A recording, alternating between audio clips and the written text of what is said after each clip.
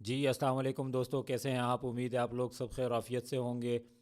माशाल्लाह आज आप लोगों ने बहुत अच्छा दिन एंजॉय किया होगा, जिसमें आपने साल के पहले दिन ही ऑल टाइम हाई देख लिया और एक इंडेक्स की बहुत अच्छे लेवल पे क्लोजिंग भी देखी।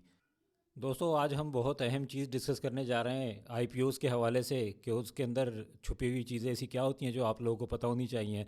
दूसरी, हम माड़ी के हवाले से बात करेंगे क्योंकि उसकी एक ट्रेडिंग को और इन्वेस्टमेंट को लेके भी हमारे पास क्वेरीज आई हैं। एयरलिंक को भी हम दोबारा डिस्कस करेंगे जिस तरह हमने पहले डिस्कस किया हुआ है। और हम एक छोटी छोटी चीज़ों को करेंगे, तो हमारे साथ जुड़े रहिएगा। आज का सेशन बहुत अहम और इम्पोर्टेंट होने जा रहा है। दोस्तों इंडेक्स की परफॉर्मेंस डिस्कस करने से पहले मैं ज़रा आप लोगों को अपनी एक 1.5 हफ्ते पहले की वीडियो दिखाना चाहता हूँ। ज़रा प्लीज़ आप उसको मुलाहिज़ा फरमाइए। आप लोगों को पिछले 2-3 वीडियोस में पहले भी बता चुका हूँ और अभी भी बता रहा हूँ कि जो एंड ऑफ द ईयर जो भी वर्किंग डे आएगा, आपने उसमें ब्लू चिप स्टॉक्स में कुछ थोड़ी बहुत बाइंग करके रखिएगा, तो आपको हो सकता है मार्केट न्यू ईयर सेलिब्रेशन दे। और इसके पीछे जो रीज़न है वो हमने हमेशा मार्केट के अंदर देखा है कि जो फर्स्ट जैन होता है उसके अंदर मार्केट बड़ा अच्छा परफॉर्म करती रही है। हमने तकरीबन कोई 10 से 15 साल का डेटा निकाला है, उसमें मोर देन 80% जो रिज़ल्ट्स आए हैं वो यही हैं। First day of the Jain में आप लोग को मार्केट ने हमेशा अच्छा ही रिटर्न दिया है।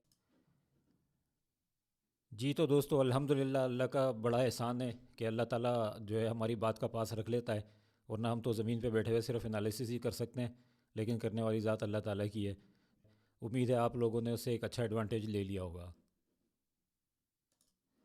जी तो दोस्तों मार्केट ने आज 1,17,341 का हाई लगाया और 1,17,000 पे क्लोज़ हुआ।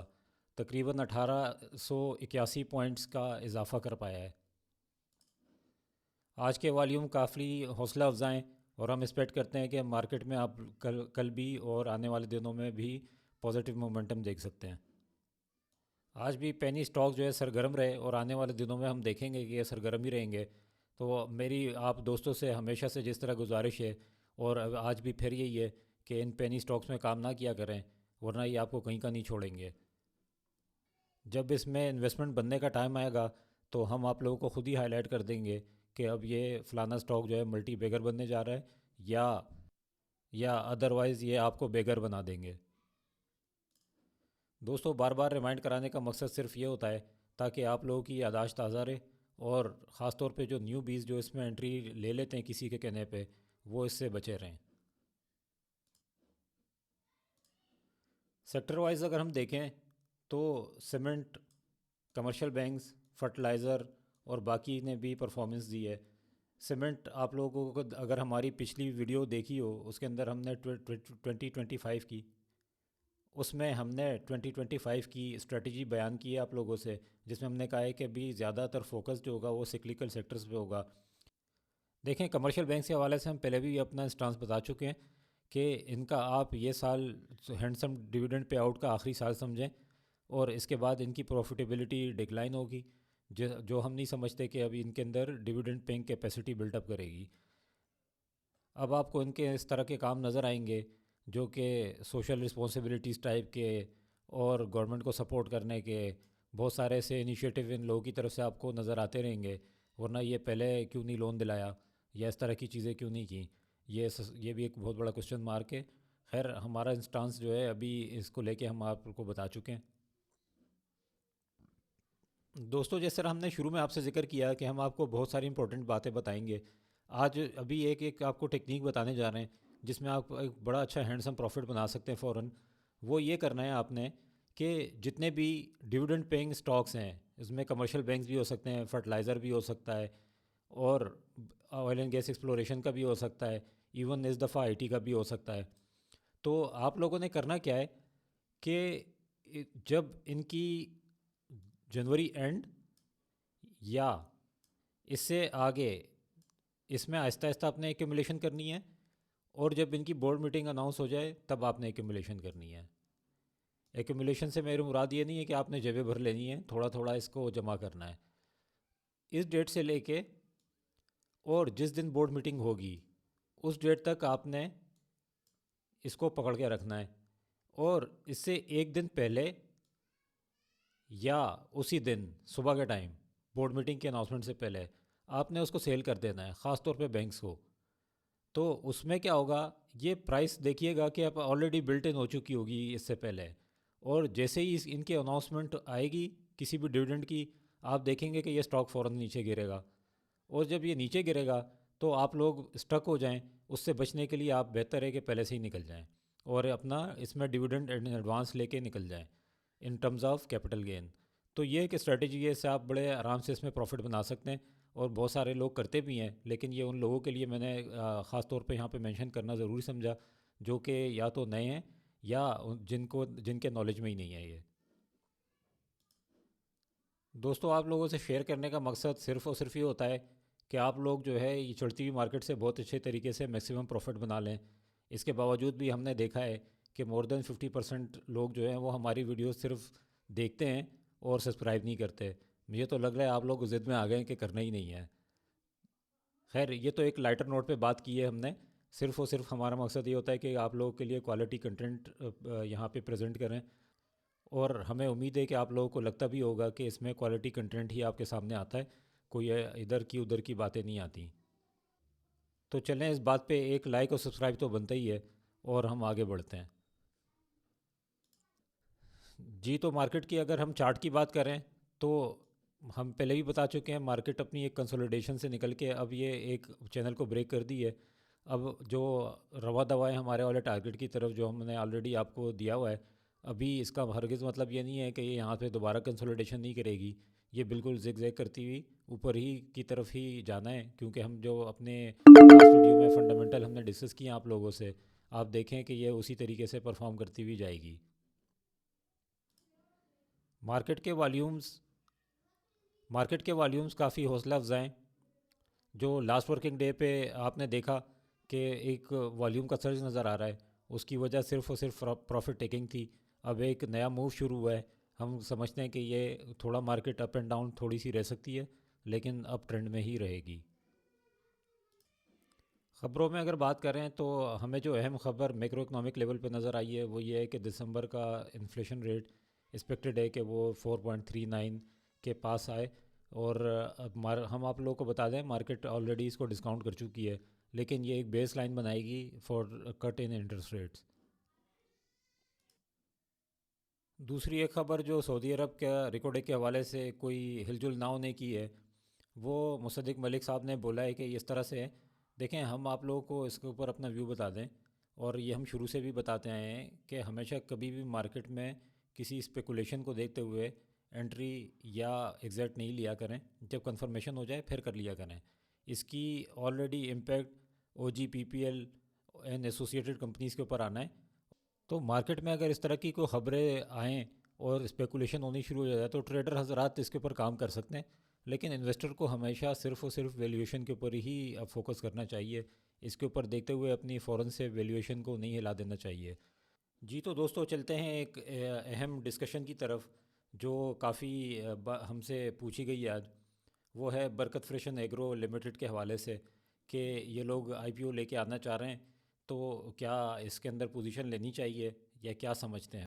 दोस्तों, इसमें डीप डाउन करने से पहले मैं चाहता हूँ ज़रा हम कुछ चीज़ें डिस्कस करते हैं। देखें, number one, stock market all time high पे, ठीक है, और इनको चाहिए 1.2 बिलियन रुपीज़। मैं अगर आप लोगों से ये बात करूं कि आप ये लोग मुझे ये बताइए कि अगर आपकी चीज़ें तो आप मार्केट में जाके उसको सस्ता बेचेंगे या महंगा बेचेंगे। आपका जवाब यकीनन यही होगा कि मैं महंगा से महंगा बेचूं, सस्ते में तो बेचेंगे नहीं। इसी तरह से स्टॉक मार्केट के अंदर कोई भी अगर आईपीओ रेस करता है तो वो सिर्फ प्राइस अट्रैक्शन की वजह से ही आता है। दूसरी एक बात, जो आईपीओ लॉन्च कर रहा है उसका पास्ट रिकॉर्ड क्या है, उसने आप लोगों को कितने नंबर ऑफ़ इयर्स की परफॉर्मेंस देनी है, क्या वो परफॉर्मेंस के अंदर विंडो ड्रेसिंग का एलिमेंट होगा या नहीं होगा। ये भी एक बहुत बड़ा क्वेश्चन है यहाँ पर। अब एक ऐसी कंपनी जिसको 1.2 बिलियन रुपीस चाहिए और मार्केट ऑल टाइम हाई पे, तो आप समझते नहीं हैं कि वो अपनी चीज़ को महंगा बेचने की कोशिश कर रहा है। तो ये ज़रा जहन में रखिएगा, क्योंकि देखें हर आईपीओ के पीछे मोटिव यही होता है कि मेरी चीज़ सोना है, बाकी की चीज़ें मिट्टी हैं। यहाँ मेरा हरगिज़ कहने का मकसद ये नहीं है कि मैं इसको सोना या मिट्टी बोल रहा हूँ। मेरा कहने का मकसद ये है कि अगर एक रैशनल इन्वेस्टर है तो उसको सोचना कैसे चाहिए एक आईपीओ को लेके। और एक इम्पॉर्टेंट बात जो आप लोगों को एक और समझनी चाहिए कि एक और इम्पॉर्टेंट बात जो आईपीओ के हवाले से आप लोगों को समझनी चाहिए, वो है इनके लीड मैनेजर्स और बुक रनर्स। आप ये जहन में बना लें कि तकरीबन वो 2 से 1% के करीब उनकी भी कॉस्ट होती है जो वो अब चार्ज कर रहे होते हैं। उनका तो इंटरेस्ट यही होता है कि एक बड़ी डील आई है, बुक रनर हैं, लीड मैनेजर्स हैं, तो ये करना है। तो वो भी एक चीज़ को फैंसी बना के पेश कर सकते हैं। मैं अगेन आप लोगों को यहाँ पे बताता चलूँ कि ये मैं आपको एक जनरल आईपीओ की बात कर रहा हूँ, इस पर्टिकुलर आईपीओ की बात नहीं कर रहा हूँ। इसके अंदर जब चीज़ें आएंगी, डीप डाइव करेंगे, तो आइडिया होगा कि ये क्या है। लेकिन आप लोगों की अप्रोच क्या होनी चाहिए, जो मैंने अभी आपको जो सेट ऑफ थिंकिंग पैरामीटर्स बताएं, उनको आप जहन में रखते हुए हर आईपीओ को एवेल्यूएट किया करें। अब अगर इस पर्टिकुलर आईपीओ के हवाले से हम बात करें, तो मैं चाहता हूँ ज़रा आप लोग जो फूड सेक्टर है उसकी सेल्स के अंदर डिक्लाइन देखें। आप लोगों को आइडिया हो जाएगा कि उनका जो टॉप लाइन है वो तो ऑलरेडी अब नेगेटिव हो रही है, और ये मेजर फूड प्लेयर्स हैं जो कि स्टॉक मार्केट में लिस्टेड हैं। और अभी तक जो प्रिलिमरी हमारी रिसर्च है इससे मुतालिक, उसमें जो बरकत फ्रेशंस की जो दो दो एवेन्यूज़ के ऊपर काम कर रहा है, एक लोकल सेल्स और एक एक्सपोर्ट के ऊपर। तो अगर एक्सपोर्ट साइड पे तो करें तो प्राइस अपनी प्रोडक्ट डिफरेंशिएशन कर लेंगे, पैकेजिंग भी कर लेंगे। और अगर मैं लोकल पाकिस्तान के हवाले से बात करूं, तो लोकल सेल्स में 80% ऑफ द पाकिस्तान पॉपुलेशन जो बाय करती है, वो ओवर द काउंटर बाय करती है, ना कि ब्रांडेड अंडे। जी तो दोस्तों, ज़रा एयरलिंक की बात कर लेते हैं। इसका ड्यूरिंग द मार्केट हमसे बार बार पूछा जाता है। देखें, आप लोगों को ज़रा हम अपनी इस वाली वीडियो पे लेके चलते हैं। तो हम ज़रा एयरलिंक की बात कर लेते हैं। एयरलिंक की आज बहुत ज़्यादा हमसे पूछा गया है। तो देखिएगा, एयरलिंक एक चैनल में चल रहा था। एयरलिंक ने इस चैनल को आज ब्रेक किया है। अब कल इसको यहाँ पे सस्टेन करना बहुत ज़रूरी है। इसके पास जो रेजिस्टेंस है वो 223 रुपये की है। ये इस रेजिस्टेंस को हम समझते हैं कि अब ज़्यादा चांसेस हैं कि ये इसको ब्रेक कर देगा और इसके ऊपर सस्टेन करेगा। आप लोगों ने क्या करना है, अब जब कल इससे ऊपर ये क्लोजिंग दे, तो आप लोगों ने इसी को स्टॉप लॉस बनाना है। 220 से लेके 215 का स्टॉप लॉस रखना है। देखें, जिस तरह प्राइस बढ़ती चली जाती है, स्टॉप लॉस भी उस तरह से बढ़ा दिया करें। और आप लोग समझ जाया करें कि एक रेंज में अब स्टॉप लॉस होगा। तो आप लोगों ने तकरीबन 215 का स्टॉप लॉस रखना है और आगे इसको ट्रेल करना है 250 के लिए। हम जो इसका अगला मूव देख रहे हैं वो 250 के करीब देख रहे हैं। तो अगर ये इसी तरीके से कल अच्छे वॉल्यूम के साथ मज़ीद ब्रेक करके सस्टेन कर गया, तो ये आपको 250 रुपये आराम से दिखा देगा। अब आप देखें कि इसने एक बुलिश असेंडिंग ट्रायंगल बना दिया है यहाँ पे। अब इस इस ट्रायंगल को ये बार बार यहाँ से ड्रिल कर रहा है। उस वीडियो के अंदर जिस तरह हमने बताया था, ये उसी से रेजिस्ट कर रहा है और बार बार आके यहीं पर ही क्लोजिंग दे रहा है नीचे। आप ये ज़रा नोट कीजिएगा, जो हमारा व्यू है इसके अंदर दबा के एक्यूमुलेशन हो रही है। और जिस दिन इसने इसको क्रॉस कर दिया, हम एक्सपेक्ट करते हैं कि आपको 250 दिखाने के लिए ज़्यादा टाइम नहीं लगाएगा। अगर गोइंग फॉरवर्ड ये थोड़ा सा और नीचे यहाँ पे कंसोलिडेशन देता है, तो भी आप लोगों ने अपने पोजीशंस को डर के छोड़ नहीं देना। आप लोगों ने इसका स्टॉप लॉस अगर बांधना है तो इसको 218 के लिए टारगेट करें। और अगर आप शार्प ट्रेडर हैं तो आप लोग बड़ा अच्छा काम कर सकते हैं इसमें। जैसे ये 218 पे जाए, आप बाय कर लें और 222-23 के ऊपर इसको निकाल दिया करें। और जो हम समझते हैं अभी भी ट्रेंड यही चल रहा होगा। अभी जो इतने और ये जो इतनी कैंडलें बनाई हैं इसने आवरली इस तरह की, उसके अंदर सीधा सीधा ये ट्रेडर का इंटरेस्ट इसमें सिर्फ यही आ रहा है कि वो करते क्या हैं कि जैसे ही 217-18 पे जाता है बाय कर लेते हैं और 223-24 पे जाके 25-26 पे बेचना शुरू कर देते हैं। तो वो जो शॉर्ट टर्म ट्रेडर्स हैं जो कि इसमें अपनी पोजीशन बना रहे हैं, वो इसी तरीके से बाय और सेल कर रहे हैं।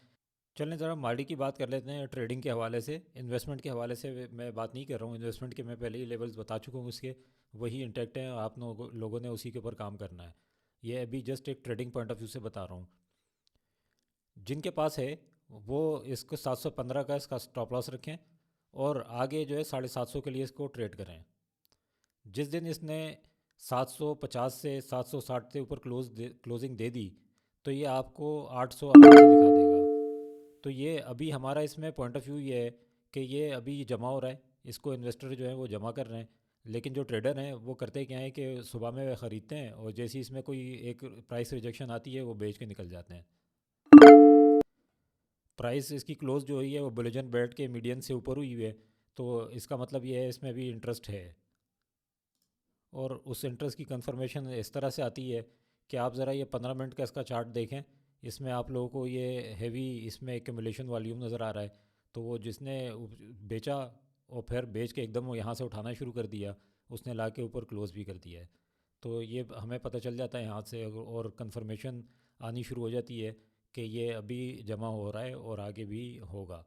तो जी, तो दोस्तों उम्मीद है आप लोगों को आज का सेशन पसंद आया होगा। काफ़ी इंपॉर्टेंट बातें थी जो आप लोगों के काम की होंगी और इंशाल्लाह हम समझते हैं होनी भी चाहिए। और अगर आप लोगों को कोई क्वेश्चन हो, क्वेरी हो, आप लोग हमें कमेंट्स में बताएं। हमें बड़ी खुशी होगी हम आप लोग के जवाब दें। और आप लोग देखेंगे कि जो हमारी सोशल मीडिया की टीम है वो हमेशा रियल टाइम पे आप लोगों को जवाब देती है, जो मैंने ऑब्ज़र्व किया है। और गोइंग फॉरवर्ड भी वी विल एश्योर कि वो आप लोगों को प्रॉपरली जवाब देते रहें। और अगर आप लोगों के मज़ीद कोई कमेंट्स हो तो प्लीज़ लेट अस नो। तो हमें लाइक एंड सब्सक्राइब करना ना भूलिएगा। तो चले जी, मिलते हैं अब नेक्स्ट वीडियो में। अपना ख्याल रखिएगा। अल्लाह हाफ़िज़।